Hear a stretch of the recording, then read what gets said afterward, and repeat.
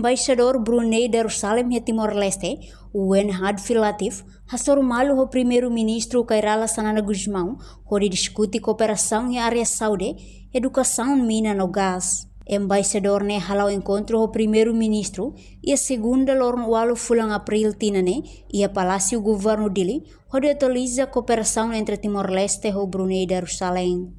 E a setor tolu, mak ia ona nível discussão técnico, atu avança ba cooperação makanesan, saúde e educação, mina no gás. Was three sectors that was identified. Among others was medical, oil and gas, and also education cooperation. Our Brunei is waiting from Timor-Leste technical group to come over and discuss further on what it is that Timor-Leste need or requires in terms of cooperation.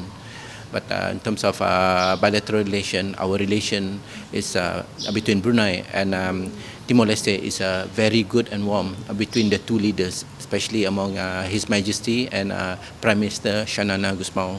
Além de relação bilateral entre nação Rua, Lau Diak Tebes, liu relação entre Siran e Liu Rai, o primeiro-ministro Kairala Sanana Guzmão. Diplomata ne contente, também primeiro-ministro e a vontade bot, no compromete se coordena o Ministério Sira, onde colhia com o conteúdo de discussão e de neba oin. Reportagem Efifânia de Carvalho, Televisão Timor Post. Janela informação ba emohoto. Atua tem informação atual dia clio, kita haluha, haneham botão subscribe, like. Halo comentário no Fahia Tutang ba media sosial hotu.